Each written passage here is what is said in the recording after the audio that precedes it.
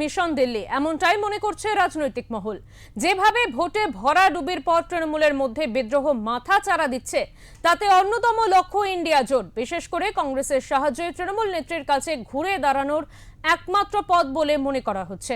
এই পরিস্থিতিতে সোমবার ইন্ডিয়া জোটের বৈঠকে যোগ দিতে রবিবারই দিল্লি পৌঁছেছেন মমতা। সংবাদ মাধ্যমের কাছে এখনো মুখ না খুললেও দিল্লি পৌঁছে রাজনৈতিক তৎপরতা শুরু করে দিয়েছেন তৃণমূল নেত্রী।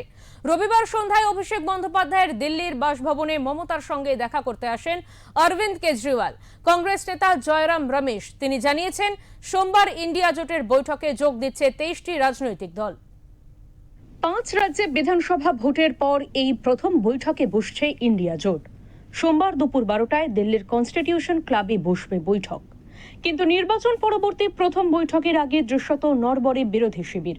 পূর্ণ শক্তি প্রদর্শন তো দূরের কথা, আঞ্চলিক রাজনীতিতে বেআব্রু হয়ে পড়া শরিকি দ্বন্দ্ব আড়াল করার চেষ্টায় বেশি প্রকট হয়ে উঠেছে। বিরোধী জোটের অন্দরে এই শরিকি দ্বন্দ্ব আবর্তিত হচ্ছে কংগ্রেসকে ঘিরে। কংগ্রেসের সঙ্গে সম্প্রতি ডিএমকের সম্পর্কের অবনতি হচ্ছে। এই অবস্থায় সোমবারের বৈঠক বয়কট করার সিদ্ধান্ত নিয়েছে ডিএমকে। আম আদমি পার্টির ইদানিং কংগ্রেসের সঙ্গে বিশেষ বনিবনা নেই। ইন্ডিয়ার বৈঠকে তাই যোগ দিচ্ছে না তারাও।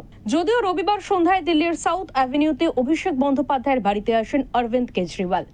দেখা করে গিয়েছেন তৃণমূল নেত্রীর সঙ্গে। বিরোধী জোটের মধ্যে এই অগোছালো পরিস্থিতিতে কংগ্রেস নেতা কেসি বেণুগোপাল অবশ্য এই বৈঠককে গুরুত্বপূর্ণ বলে জানিয়েছেন। This is an India Alliance meeting. Certainly, all India Alliance meeting is important. This is also important meeting. তবু সোমবারের বৈঠকে কতগুলি দল যোগ দেবে তা এখনো পুরোপুরি স্পষ্ট নয়। রবিবার বিকেলে কংগ্রেস নেতা জয়রাম রমেশ সমাজ মাধ্যমে জানান, 23টি দল বৈঠকে যোগ দেওয়ার কথা নিশ্চিত করেছে। তৃণমূল সাংসদ কীর্তি आजादও আশ্বস্ত করার বার্তা দিয়েছেন। वो जानना चाहती थी कि मेरा कैसा है।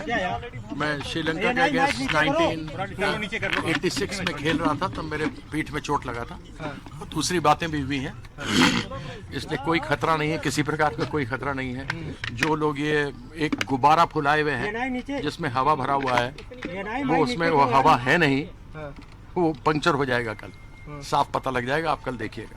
सर, कल की मीटिंग हमको जो मालूम है, यहाँ पर जिन लोगों के नाम ये बता रहे हैं, फ्लोट कर रहे हैं, अभी तक तो कुछ आया नहीं। ऐसा कुछ आया है क्या? कौन कौन लोग हैं? 20 लोग के नाम बता सकता है कोई? जब नाम नहीं है, बोल रहे हैं, ये एक अफवाह फैलाई जा रही है, लोगों को डराया जा रहा है, ईडी सीबीआई का डर दिया जा रहा है, लोकल पुलिस का डर दिया जा रहा है। যদিও কয়েকটি দল নিজস্ব কারণে বৈঠকে যোগ দিতে পারছে না বলে জানিয়েছেন কংগ্রেস নেতা জয়রাম রমেশ। অবশ্য আঞ্চলিক রাজনীতির প্রেক্ষিতে কংগ্রেসের সঙ্গে শরিকদের দ্বন্দ্ব বেশ প্রকট। 5 রাজ্যে নির্বাচনের আগে পর্যন্ত বিজেপি বিরোধী জোটের মুখ হিসেবে যে দুজনের নাম সবচেয়ে বেশি আলোচিত, মমতা এবং স্ট্যালিন, উভয় নিজ আসনে পরাস্ত হয়েছেন। পশ্চিমবঙ্গে ক্ষমতাচ্যুত হয়েছে তৃণমূল, তামিলনাড়ুতে ডিএমকে। তামিলনাড়ুর ভোটে স্ট্যালিনদের ভরাডুবি হতে না হতেই সে রাজ্যে ডিএমকের হাত ছেড়েছে কংগ্রেস।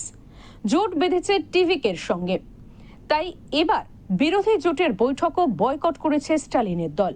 কেরল ভোট নিয়ে কংগ্রেসের সঙ্গে বিরোধ প্রকট হয়েছে সিপিএমেরও। তবে সিপিএম বৈঠকে একেবারেই এড়িয়ে যাচ্ছে না, বৈঠকে প্রতিনিধি পাঠাচ্ছে তারা। প্রশ্ন উঠেছে বৈঠকের ধারাবাহিকতার অভাব নিয়েও।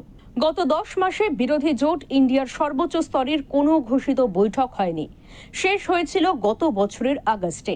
এই পরিস্থিতিতে জোটের শক্তি তৃণমূলের টালমাটাল তরিকে সামলানোর ক্ষমতা রাখে কিনা তা নিয়ে বড় প্রশ্ন।